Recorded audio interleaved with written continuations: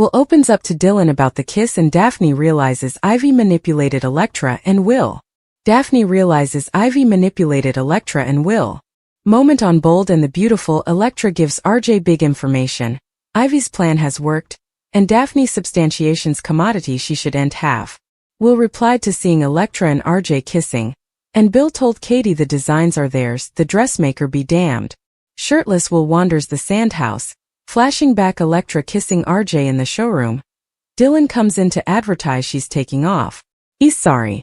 She says he doesn't need to be. She agrees he can't peril his relationship with Electra. He thinks it's too late for that. She urges him to open up and explain. He admits the issue is Electra and that little rat RJ. Dylan notices he's not wearing the choker. He says it broke. It was supposed to mean they're unbreakable. He explains he's been angrily pacing all night. What he saw is ripping commodity out of her, and he's angry at himself for letting this be. Will says he went to tell Electra he was going to do as she asked, but also he set up her with RJ's lips and hands on her. Electra meets RJ in the exchange and tells him what she did. History was unhappy. You ain't kiss me like that, she says. He asks how she wants him to kiss her. It's beyond him how anyone can hurt her. She ain't make sense of it. RJ says Will didn't indeed have the decency to break up with her face to face. He allowed the moke. Jean skipped a generation, but Will is a dupe of Bill. He says Will ran down like a putrefied brat and hurt her. She keeps trying to figure out how it all went wrong. She loves him desperately. When did Will stop? Is this all her fault for being insecure and mean about Dylan? RJ says that's crazy talk. She did nothing wrong. The choice Will should have made was a no-brainer. RJ assures her he'd make the no-brain choice. Electra tells him this isn't the Will she knows and loves and he ain't be kissing her.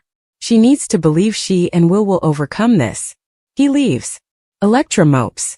Daphne enters with incense samples and notices Electra looking miserable. She holds up the broken choker. The choker was made of titanium and supposed to be unbreakable. Daphne can see her heart is paining and offers to talk. Electra says Will left the choker to leave her. Daphne says when she sees her with Will, she can smell their love. They smell like vanilla and oranges. Electra explains that some unhappy effects happened with Dylan and Will. She asked him to protest her friend out, but he wouldn't. She sobs that she can't lose Will later each they've overcome. This Dylan problem is so small compared to all they've been through. She wrote him a note asking him to meet, but he no way showed up. Electra poured her heart into that letter and doesn't know what to say now. Daphne asks if she's sure he got it. Electra is sure. As she sobs, Daphne hugs her and flashes back to seeing Ivy take the note. In the design office, Ivy flashes back to taking Will's letter and planting the choker. She says she was only guarding her. RJ enters to talk to her about her bastard. He tells her that Will has devastated Electra. RJ says that Will is an idiot in choosing Dylan over Electra.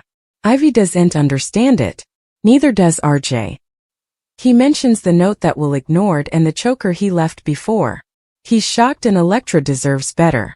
On the coming explosive occasion of the Bold and the Beautiful, feelings helical out of control as heartache, treason, and shocking consummations collide in true Los Angeles fashion. What begins as a simple misreading snappily unravels into commodity far more minatory, and by the end of the hour, connections may be permanently scarred. At the sandhouse, the ocean crashes violently against the reinforcement, mirroring the storm inside Will Spencer. Shirtless and restless, he paces across the beach-dusted hardwood bottoms, his jaw tight, his casket heaving with every painful breath. The image of Electra Forrester locked in a kiss with RJ Forrester renewals in his mind like a cruel circle he cannot shut off. He can still see RJ's hands on her midriff. He can still see her eyes closed. That image has ripped commodity primitive from him. Commodity, he doesn't know how to get back. The broken titanium dog collar sits on the coffee table. It was supposed to emblematize the unbreakable bond between them. Titanium imperishable. Just like their love. Or so he allowed. The door creaks open and Dylan way inside hesitantly, wallet in hand. She tells Will she's leaving city. She doesn't want to beget any further damage between him and Electra. Her voice trembles but she tries to be strong. Will laughs plaintively. It's too late for that, he mutters. Dylan urges him to talk, to really say what he's feeling rather of bottling it up. And eventually he explodes. He admits the issue isn't just covetousness, it's demotion. He went to see Electra to tell her he'd admire her wishes about Dylan, to prove he trusted her. But rather, he walked by on RJ's lips pressed against hers. That little rat RJ, he snaps. He didn't waste a alternate. Dylan notices he's no longer wearing the dog collar. When she asks about it, Will tells her it broke. But his eyes betray the verity. He broke it. In a fit of rage. Because if commodity meant to be unbreakable could snap so fluently, what did that say about their relationship? Meanwhile, at Forrester Creations, Electra meets RJ in the design office exchange area. She's still shaken. She tells him the kiss shouldn't have happened, that history was unattractive and complicated, and they can't repeat those miscalculations. RJ still is unapologetic. He insists Will doesn't earn her. He calls Will a sissy for not facing her directly. He indeed compares him to Bill Spencer, suggesting the ruthless counterculturist gene skipped no generation at all. Electra recoils at that. She loves Will desperately. She refuses to believe the man who formerly fought so hard for her could change so suddenly. Her voice cracks as she wonders audibly when effects started falling piecemeal. Was it when she questioned him about Dylan? Was she too insecure? Too harsh? RJ shuts down that aloud. Incontinently. He assures her she did nothing wrong. In his eyes, the choice between her and Dylan should have been a no-brainer. He tells her he'd always choose her. But that's exactly the problem. Electra insists she needs space. She needs to believe she and Will can fix this. RJ leaves reluctantly, frustration stewing beneath his calm surface. Moments laterly, Daphne walks in carrying incense samples for a new scent line. She incontinently notices Electra's red eyes and pulsing hands. Also she spots the broken dog collar. Daphne frowns. Titanium isn't supposed to snap. Electra confesses everything. The argument about Dylan. The unanswered letter she poured her heart into. The meeting that no way happened. She explains she asked Will to set boundaries with Dylan, but he wouldn't. She feels foolish for writing that letter now. She was vulnerable. Honest. And he no way showed up. Daphne listens precisely, holding her close. She comments vocally that whenever she sees Will and Electra together, she can virtually smell their love. Vanilla and oranges, warm and bright. That kind of connection doesn't vanish overnight. But also commodity clicks. A memory flashes in Daphne's mind, Ivy Forrester in the design office, Ivy picking up the letter Electra had written, Ivy slipping it down. Daphne stiffens. Across the structure, Ivy sits alone, replaying her own recollections. She remembers planting the broken dog collar. She remembers interdicting the letter. She whispers to herself that she was only guarding Electra, that Will isn't good enough, that he'd only hurt her ultimately. More to end it now. RJ bursts into Ivy's office furious. He tells her Will has devastated Electra. He mentions the letter Will ignored, and the emblematic dog collar he left before. He calls Will an idiot for choosing Dylan. Ivy feigns confusion. But when RJ mentions the note specifically, the one Electra said she wrote, Ivy's countenance falters for just a second too long. Back in the exchange room, Daphne gently questions Electra again. Are you absolutely sure Will entered your letter? She asks precisely. Electra nods through gashes. But Daphne isn't induced. The pieces are falling into place, and they paint a disturbing picture. Latterly that evening, Will confides in Dylan more deeply than ever ahead. He admits he no way entered any letter. He went to meet Electra because he allowed. She wanted space because Ivy had told him Electra was done trying. He allowed. The dog collar on the office was her way of ending effects. Dylan's eyes widen. Ivy told you that? At that same moment, Daphne storms into Ivy's office holding the broken dog collar and a dupe of the sent payload log, which proves Ivy was nowhere near the exchange area when she claimed to be. The battle is electric. Daphne accuses Ivy of stealing the letter and orchestrating the entire misreading. Ivy denies it at first, but Daphne doesn't back down. She reminds Ivy how defensive she's always been of Electra. Occasionally to a fault. Eventually, Ivy's mask cracks. She admits she interdicted the letter. She admits she planted the dog collar. but she insists she did it out of love. She couldn't stand watching Electra suffer under Will's covetousness and childhood. Daphne is stupefied. You didn't cover her, she says coldly. You manipulated her. As the verity begins spreading through the halls of Forrester Creations, the fallout promises to be ruinous. Will and Electra were victims of a precisely constructed taradiddle. RJ was intentionally used as a pawn. Dylan was dragged into a conflict she no way intended to enkindle. And Ivy? She may have destroyed the veritably relationship she claimed to defend. The occasion ends with the important final montage. Will standing alone at the ocean front, consummation forming. Electra clinging the broken dog collar, gashes falling quietly. Daphne watching Ivy with heartache and disappointment. And Ivy, alone in the dim office, eventually understanding the magnitude of what she's done.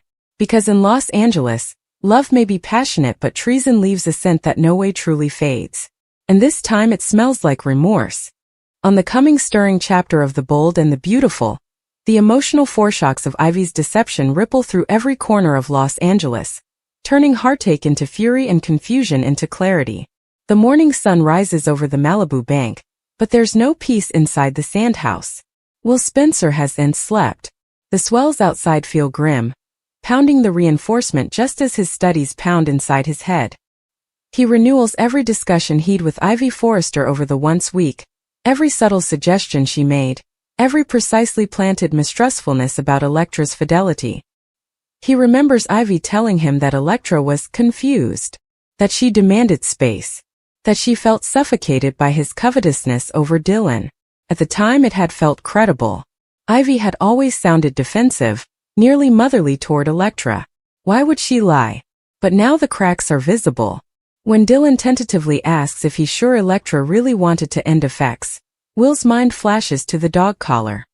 He'd set up it placed designedly on the office snapped. No note, no explanation, just the broken symbol of their pledge. He assumed it was Electra's communication. I allowed. She was done with me, he whispers hoarsely. Dylan hesitates before revealing commodity pivotal she ran into Daphne the night ahead. And Daphne sounded convinced commodity didn't add up. That Ivy might have obtruded. Will stiffens. Meanwhile at Forrester Creations, Electra Forrester sits in the design office gaping at her sketchpad. But her pencil doesn't move. She's thinking about the letter, every word she poured into it. She told Will she was spooked of losing him, that she wanted them to fight for each other rather of letting precariousness win. She asked him to meet her in the exchange room so they could talk actually. He no way came.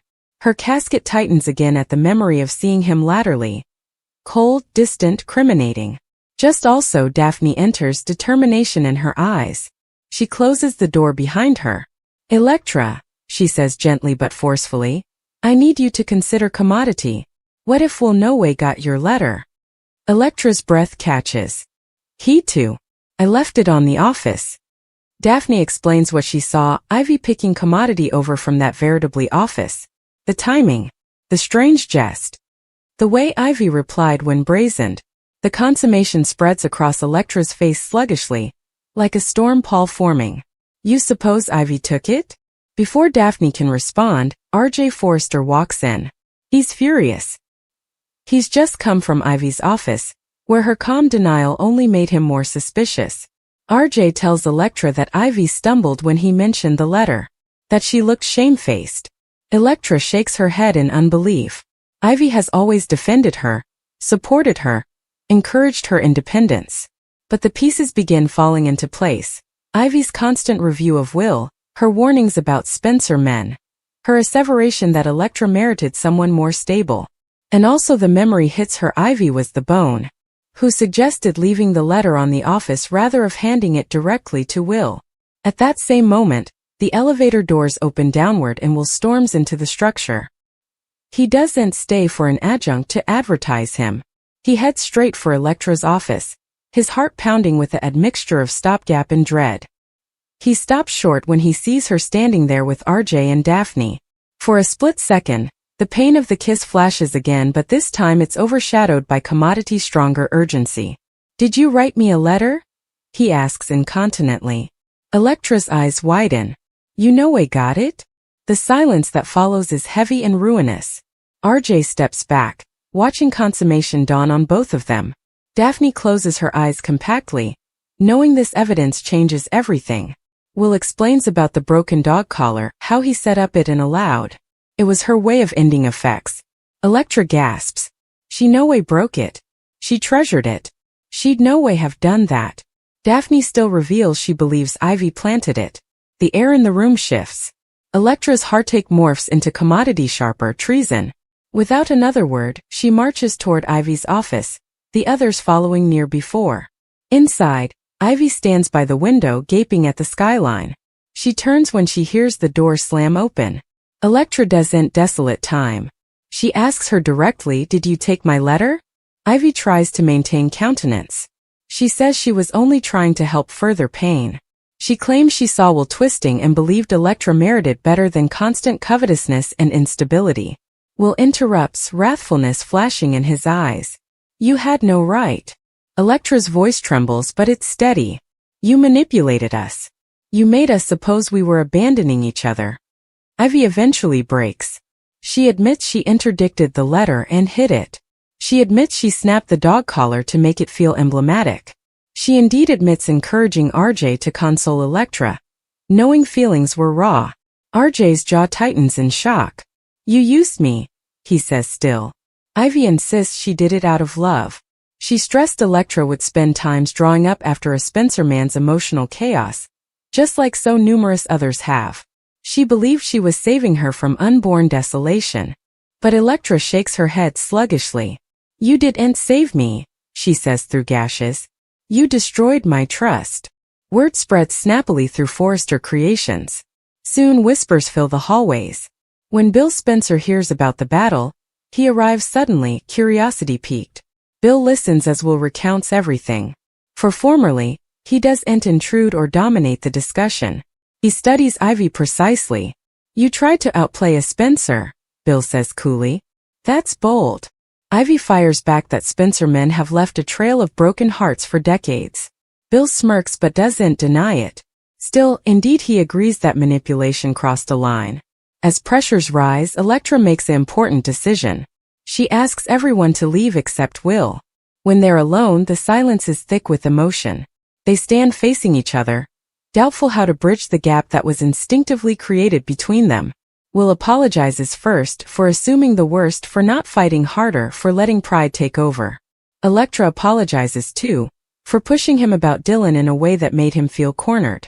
They both admit commodity painful but honest. Ivy's manipulation only worked because cracks formerly was. Trust had been fragile. "We'll wait closer." "I no way stopped loving you." Electra's eyes fill again. "I no way stopped moreover." But love doesn't magically abolish damage. She tells him rebuilding will take time. Translucency. Communication. No more letting other people speak for them. He agrees incontinently. Outside the office, Daphne confronts Ivy one last time. She tells her that intentions don't excuse control.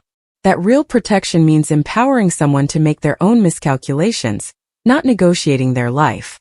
Ivy stands alone subsequently, the weight of her choices settling heavily. She believed she was the idol of this story. Rather, she came the villain. RJ latterly approaches Electra intimately. He apologizes for kissing her in a vulnerable moment. He admits part of him has always watched about her, perhaps further than he should. But he respects her decision to try with Will again. Electra thanks him for being honest and for stepping back. That night, Will returns to the sandhouse, not alone, but with Electra by his side. They stand on the beach together watching the evening. The swells feel calmer now. Will pulls commodity from his fund, a new titanium dog collar. "Unbreakable," he says vocally. "But only if we are." Electra smiles noiselessly and fastens it around her neck herself. A symbol not of perfection, but of commitment to do better. Across city, Ivy packs a wallet sluggishly. She knows effects at Forrester Creations will no way be the same for her. She undervalued the power of verity, and she overrated her right to control it. The occasion closes with resemblant reflections. Will and Electra holding hands by the ocean, determined but conservative. RJ sketching alone, channelizing emotion into art. Daphne lighting incense, the scent of vanilla and orange filling the air formerly more. And Ivy breaking at the doorway of her apartment, realizing love twisted by fear becomes commodity unrecognizable. In true bold and beautiful fashion, alliances shift, injuries renew, and passion refuses to die still. Because in Los Angeles, love isn't just about chemistry, it's about trust. And once that's broken, indeed titanium sand guarantee it'll hold.